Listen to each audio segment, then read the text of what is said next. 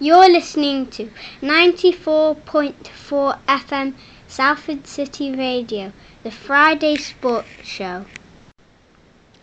You're listening to Salford City Radio 94.4 FM, the Friday Sports Show with your host, Jimmy Petruzzi, bringing news from the local area and around the world. And we're very fortunate in this show to have interviewed some of the world's best athletes, sports people, coaches, people who work as sports psychologists, and many different roles and participants in sports, with the aim to increase awareness, participation. We've also had a segment where we interview some of the world's most influential people in the field of psychology and related fields to share insights into their knowledge. Today we have a very special guest who's going to give us an insight into football and football performance. We've got a vast amount of experience. She is a senior lecturer of football coaching and science and a program manager of football coaching and performance degree. I'm sure she'll tell us more about that and explain it a lot better than I can. Vast amount of experience in coaching. Sara Hilton, welcome to the show. Great to have you on board. Thank you for the invitation. It's great to be here. Yeah, great to speak to you, Sara. I mean, I suppose of yourself in terms of football, one of the questions I asked many of our guests is, what sort of motivated you to get into football? What was your sort of motivation to go into the world of football? Yeah, I suppose like many people, as a youngster, I played with my friends, so I was the only girl within a group of boys, so, it was just kind of natural, I suppose, like they all wanted to play football, so I joined in, and I was probably only about 3-4 at the time. It was just what we did, and then that passion for the sport and love sort of grew from there, really, and then went through into a playing career like most people, and unfortunately experienced a career-ending injury in my late teens while over in the States, and kind of got into the coaching aspect of the game that way, really, just as a means of sort of staying in the game.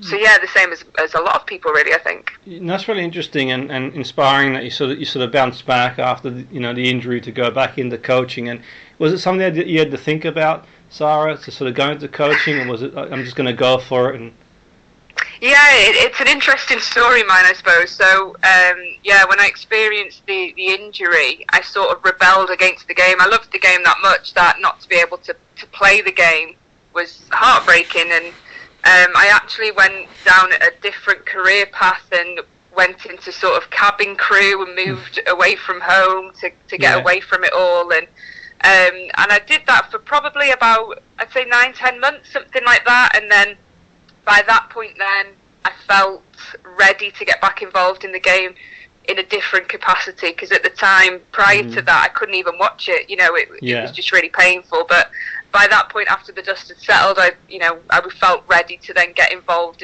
back into the sport, but as a coach and looking at the sport from a different perspective, I suppose. It's really interesting. I suppose for obviously yourself as a lecturer, I think that's sort of really, as an experience and what you've experienced, certainly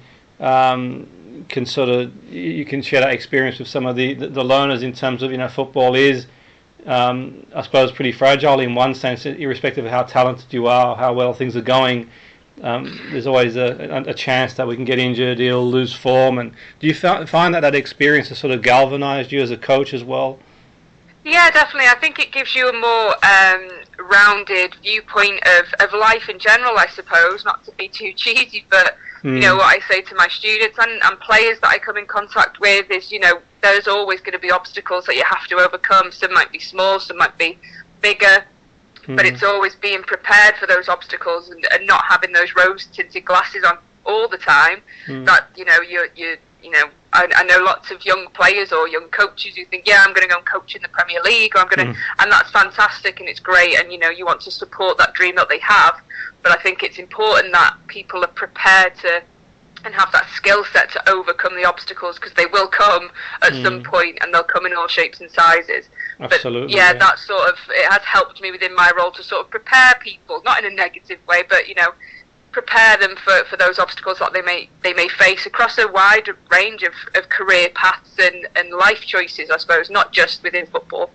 It's interesting. And in terms of yourself, you obviously coached and at a high level. And how was it like to transition to coaching, Sara, for you, in terms of, I suppose many of our listeners probably considering going to coaching, have been coaches, or maybe don't have any sort of, maybe just want to have an insight in terms of what it's like to go from, say, you go from being a player, then you have a break from the game, and you come back in as a coach. What was it like for you as a coach? If you can sort of give us an insight into what the experience was like. Yeah, I mean, I think at first, like for most people, I've had conversations with many players at all different levels, from the Premier League to grassroots, and I think when anyone transitions from being a player into a coach, I think the journey can be very different for everyone and for different people. But for me, it was difficult at first to see things differently. I think that's the biggest thing from a coaching perspective. You when you're a player, you just worry about yourself. Of course, you worry about your teammates, and you've got that team aspect. And I was a captain for many of my teams as well, so you do have that sort of leadership quality. But there are so many more things when it comes to coaching. A coach or a manager, your job doesn't stop once the final whistle blows, and that's the biggest difference in comparison between being a player and being a coach or a manager of a team. And I think I've gone through many different changes in terms of my coaching career as well, going from grassroots football into more academy-based football, coaching girls, coaching boys, coaching senior men, coaching senior women, and with each step and each transition I've taken, there have been lessons learned in terms of how to adapt my communication. And I remember, going to Crew Alex Ladies and coaching senior women for the first time, and I'd only coached young players up until that point, up to probably under 16s, and realising very quickly that I had to change how I was communicating, going from very Q&A based, and which I still used within my practice, but it was very much about telling them what to do.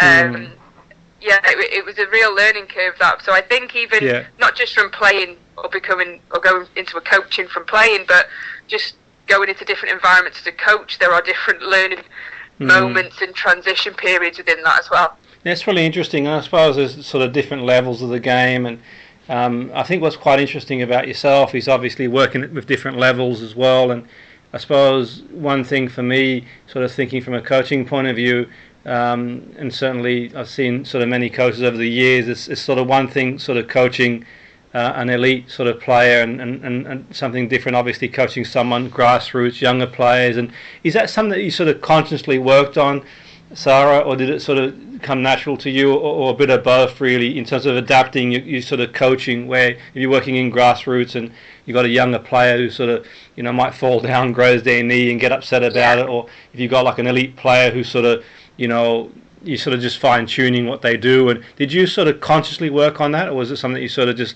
adapted to?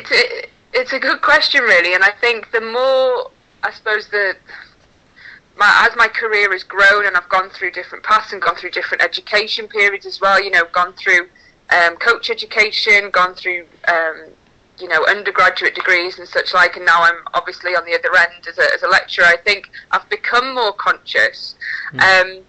But I think for me, it's that, you can't underestimate the power of connection with players, regardless of their age, regardless of their ability. And I think what I do try and do is appreciate the individual and understand how each individual ticks, I suppose, and how to get the best out of those players, whether they're a senior semi-pro player or whether they're a grassroots under 12 player. I think the power of connection and the ability to communicate effectively to those individuals is the real magic of coaching, and that's where you can have coaches who don't have huge qualifications, but they're very personable and they have great levels of emotional intelligence. Yes. So they can still get the best out of players, even though they might not have the necessary, they may not have the coaching qualifications, but they have that skill set, that innate skill set within them, that they can connect with people. And I think that's where the magic really lies within coaching, and getting the best out of individuals. Absolutely, that's a great point, that, for sure. And I think I'm all for qualifications in academia. I think it's really important.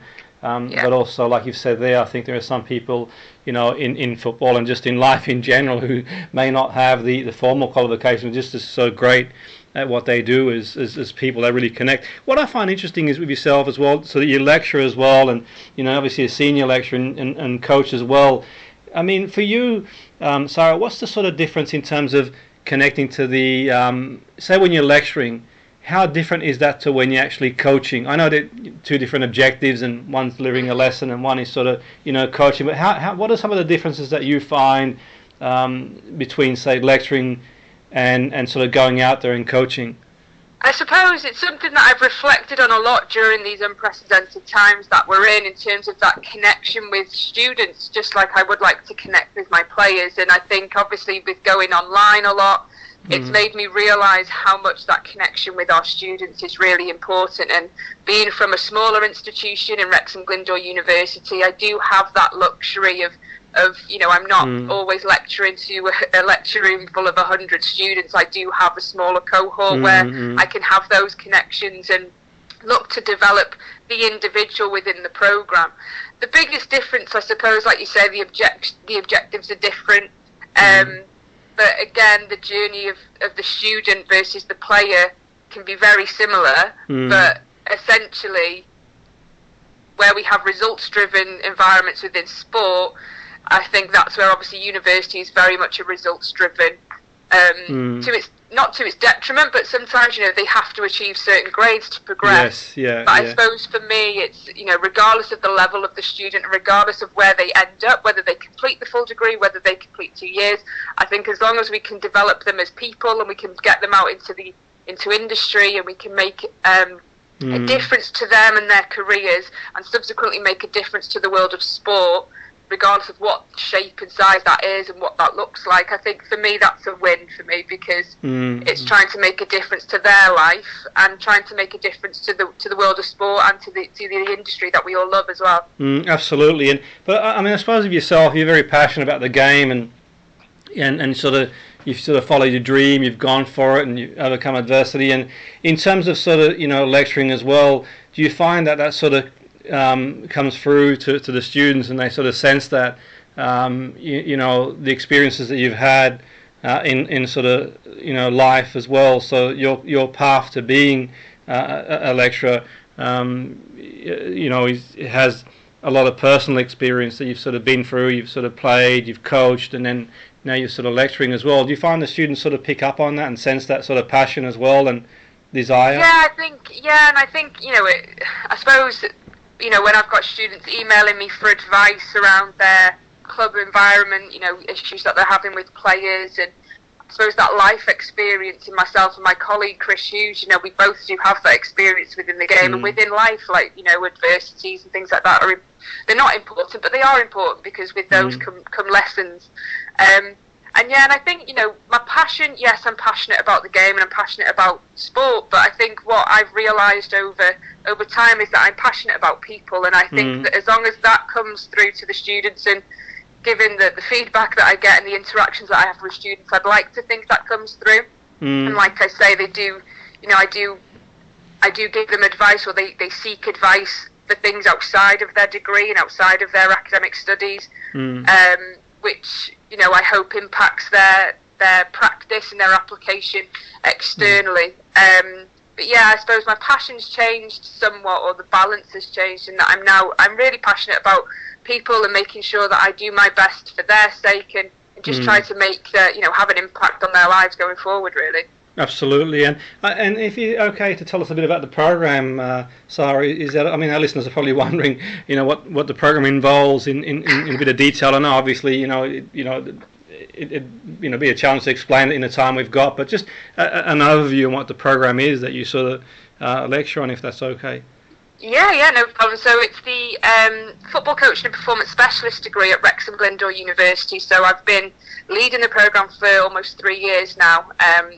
So it's essentially a sports science degree. So we look at all the different scientific disciplines, physiology, sports psychology, performance analysis and such like within sport. And then within that, we also have a partnership with the Football Association of Wales, which I'm also externally a coach educator for them. And we run the likes of the UEFA B licence qualification within the degree as well. So that there's no additional cost to the students for that qualification, and other qualifications as well. So we have first aid, safeguarding, the FAW level 2C certificate, and so it's huge in terms of that employability factor, and it's something that we're really passionate about. And we do have other short courses attached to the degree. So I've just done a introduction to walking football short course, which was really popular, and we're looking to run that again in July. Again, just around that informal side of the game and using football as a driver to help people, reduce that social isolation, and especially in unprecedented times that we've experienced over the past 12 months. Absolutely, that's really interesting. I mean, I don't know a great deal about the walking football. I only from seeing and hearing a bit here and there, but I find that's really, really good because it's sort of obviously more inclusive for people. Obviously, yeah, 100%. Depending on guidelines, but yeah, I mean, do you find that actually sort of it can bring more people into the game where they might not be able to sprint any, or run, but just the walking is more inclusive? Yeah, definitely. And I think the uptake of the course, this is the first walking football formalised short course in the UK that we've run, and it's such a popular sport across the UK, and we've had people from Scotland, Ireland, England, Wales, all over the place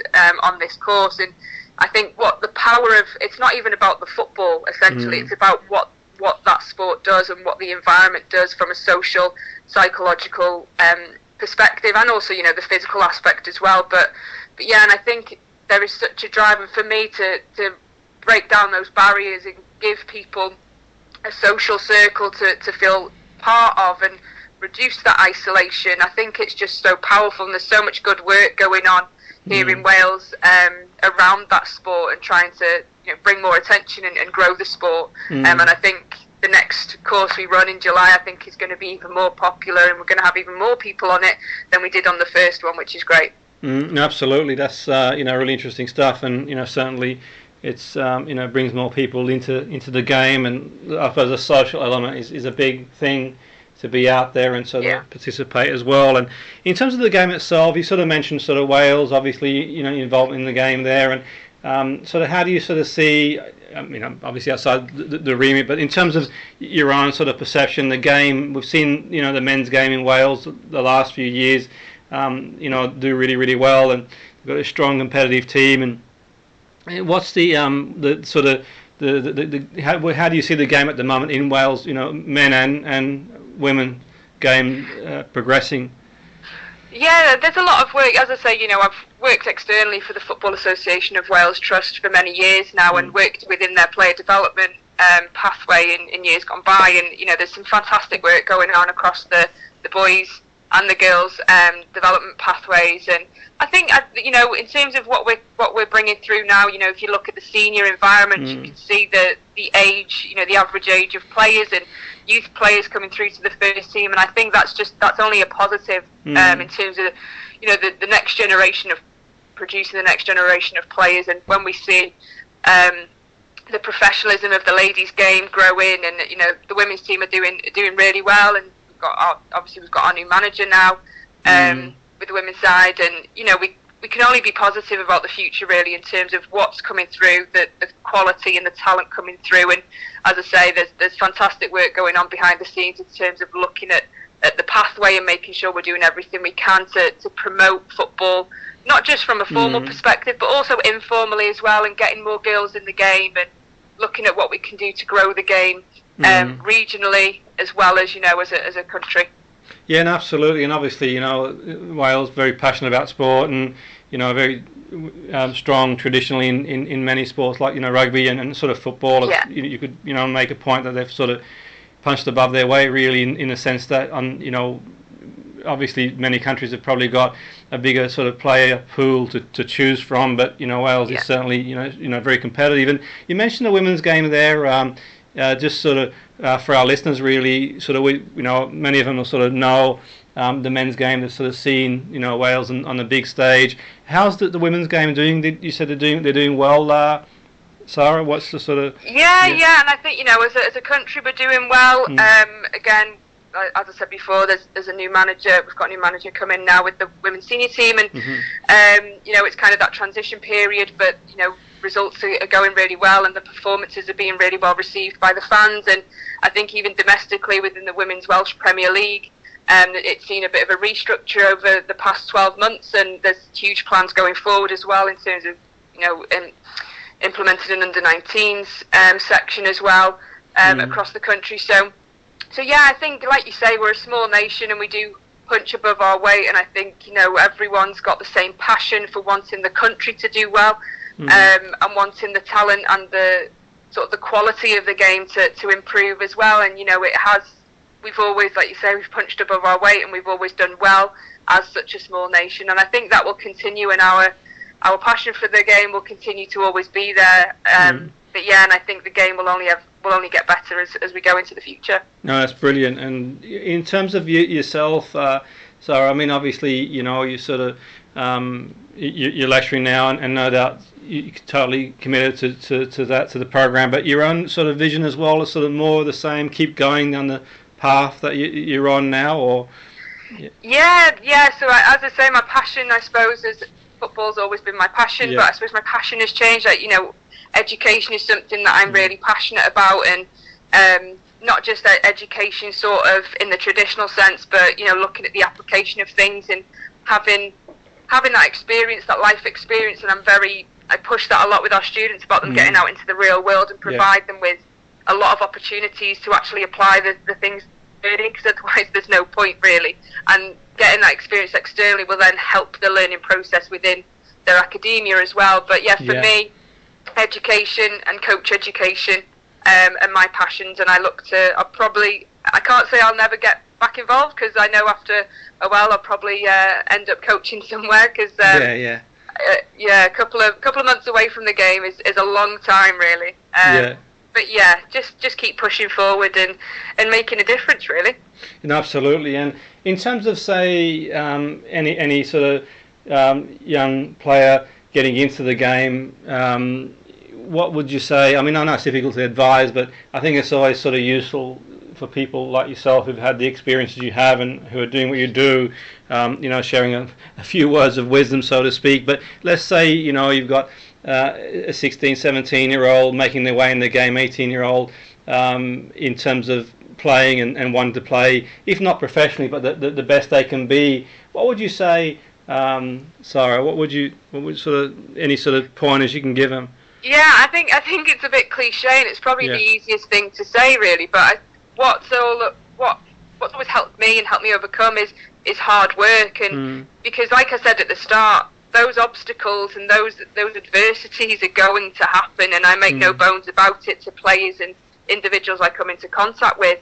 But it's the ability to bounce back that's important, and have those sights of keep the sight of your goals in your mind, and work hard and look to develop additional things. You know, for me, with my experience of coaching and managing players, you know, you can have very, very talented players, but if they're not willing to learn and willing to develop themselves further, then it's really difficult. So I think it's that willingness to learn, being humble in your own growth, and taking on as much information as you can, and then within that, it's working hard and having pride in your work and making sure that everything you do it to the best of your ability, really. Absolutely. No, that's you know, some great pointers. And in terms of, you know, yourself as an example of sort of doing that as well. And I think the other thing as well too is the education side of things. And one of the things I sort of certainly stress myself with younger players is sort of, you know, carry on with your education, however that looks like. I know there's different programs in different leagues and so on and so forth, but you know, like, you know, it's a cliche again, but I suppose coming from, you know, from different people and people like yourself who've, you know, worn a t-shirt and done it, how important do you think it is that they sort of do, you know, any young players maybe at an academy now sort of, you know, putting their education on the back burner, thinking they're going to be the next big star or whatever, really? How important is it that they sort of do carry on learning and keep educating themselves and doing well academically as well? Yeah, and having goals and having dreams and aspirations are crucial, and I think everyone should have them. I'm an example of someone who had that dream and only had that dream and had no contingency plan.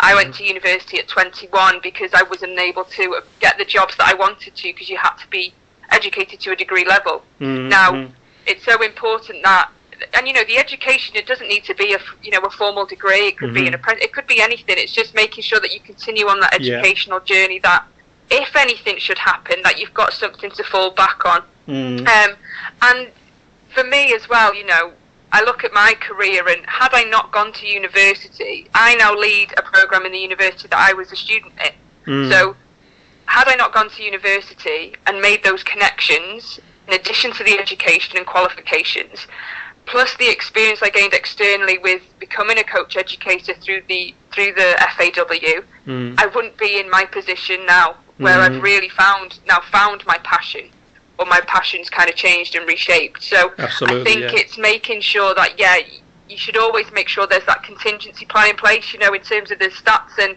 the stats of players that will get to the highest level of playing. They are tough, they're ugly, not nice to look at. Absolutely, yeah. And in staying there really as well. Important. Absolutely. I mean, getting there is one thing, Sara, and staying there for longevity is another thing altogether too. But like he says, it's, there are opportunities. You're an example of that in the game, to stay in the game in various different roles, which is sort of being aware of our options and being flexible, I suppose, as well too. But I think that's a really take-home message for anyone really, but particularly the younger listeners who are embarking on a career, or looking to embark on a career in the game.